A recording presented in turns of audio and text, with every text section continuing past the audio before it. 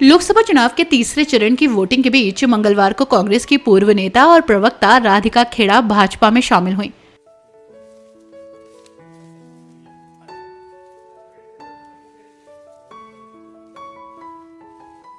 Heera Mandi star actor Shekhar Suman ने भी दिल्ली स्थित पार्टी मुख्यालय में भाजपा की सदस्यता ली।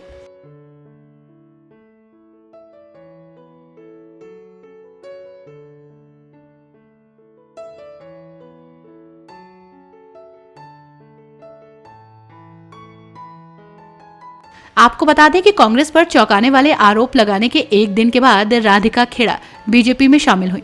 उन्होंने दावा किया कि राम मंदिर का दौरा करने और तस्वीरें शेयर करने पर उन्हें कांग्रेस ने फटकार लगाई है। खेड़ा ने गंभीर आरोप लगाते हुए कहा कि राहुल गांधी की भारत जोड़ो न्याय यात्रा के दौरान कांग्रेस नेता सुशील आनंद सुक्खा ने उन्हें शराब ऑफर किया था और नशे की हालत में 5-6 पार्टी कार्यकर्ताओं के साथ उनके कमरे का दरवाजा खटखटाया।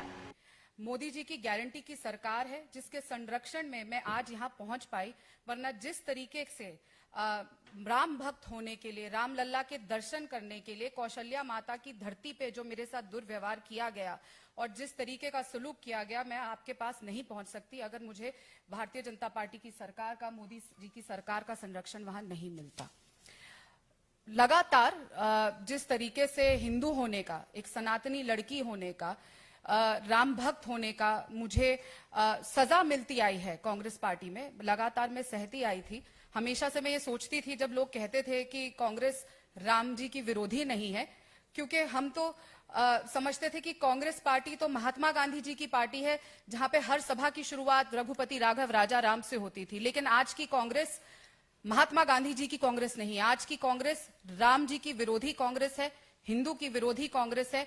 मेरी जननी जो खुद इतनी बड़ी राम भक्त है, जिनको लेके मैं राम लल्ला के दर्शन करने गई, मेरा पूरा परिवार राम भक्त है, और जब राम मंदिर बना और मूर्ति की स्थापना हुई, जिस तरीके से हमने अपने घर में उसको मनाया, उसको लेकर जितना कष्ट भारतीय राष्ट्रीय कांग्रेस को हुआ और उसके चलते जिस तरीके से एक षड्यंत्र मेरे खिलाफ रचा गया और माता कौशल्या के धरती पे राम जी के ननिहाल में मेरे साथ जो दुर्व्यवहार किया, उससे पीड़ित होके आज मैं बोलते हुए भी ये कांप रही हूं, जब मैं उस पल को वापस जीती हूं।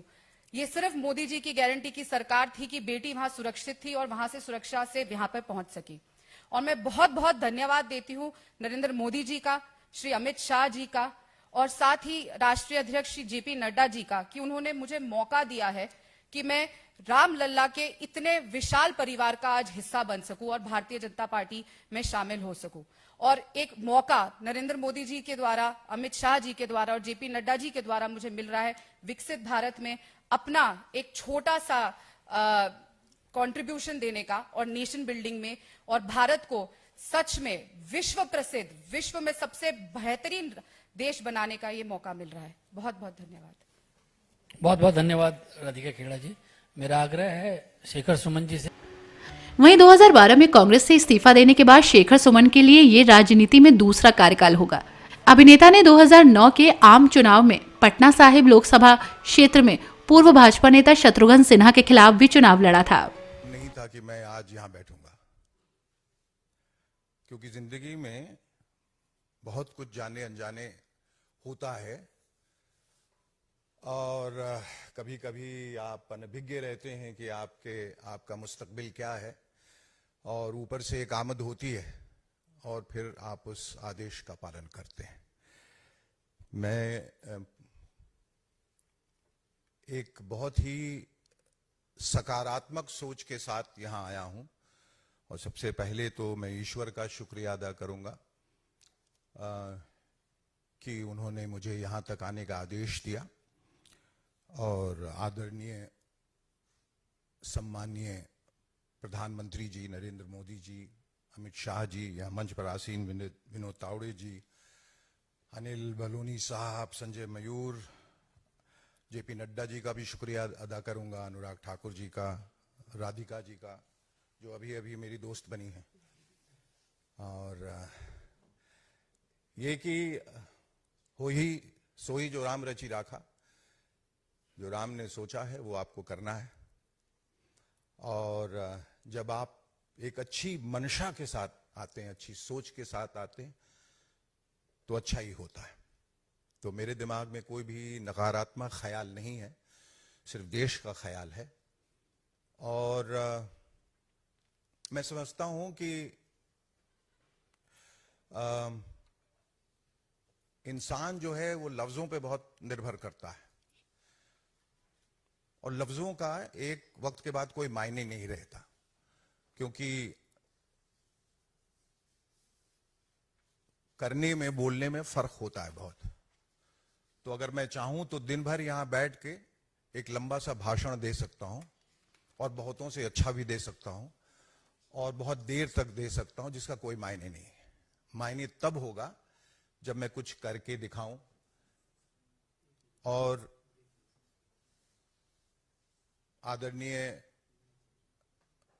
मोदी जी के सानिध्य में जो हमारा देश पिछले 10 सालों से गतिशील है, विकासशील है, जहां अवस्था भी बदल रही है, व्यवस्था भी बदल रही है, तकदीर भी बदल रही है, तस्वीर भी बदल रही है, दशा भी बदल रही है और दिशा भी बदल रही है, उसमें शामिल होना, उस प्रवाह में, उस ऊर्जा में हर हिंदुस्तानी का फर्ज है।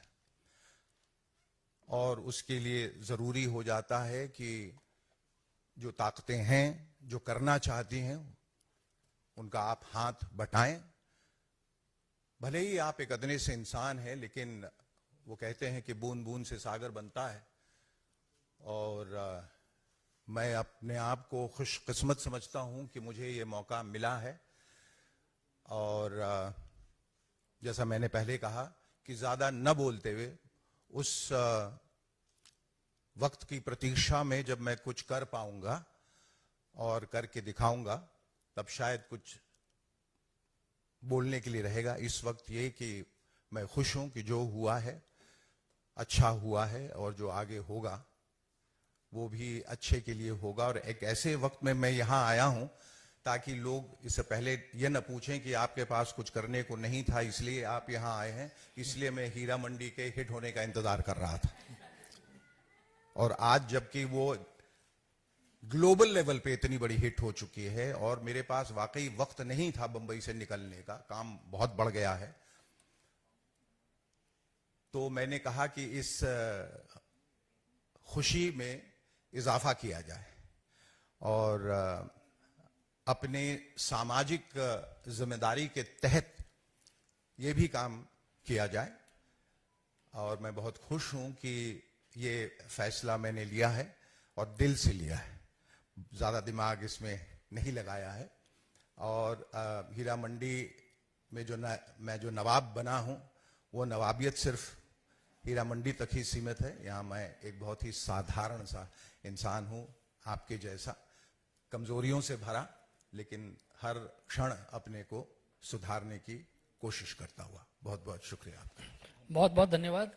आप सभी मीडिया के साथियों को एक छोटा सा सूचना देनी है कि कुछ ही आप जो हमारे पार्टी में शेखर जी, हर न्यूज अपडेट के लिए डिस्क्रिप्शन बॉक्स में दिए हुए लिंक से ज्वाइन करें रॉयल बुलेटिन का व्हाट्सएप ग्रुप और पाएं हर खबर सबसे पहले अपने व्हाट्सएप पर। अपने आसपास की खबरों के लिए सब्सक्राइब करें रॉयल बुलेटिन और इस वीडियो पर कमेंट के जरिए अपनी राय देना ना भूलें।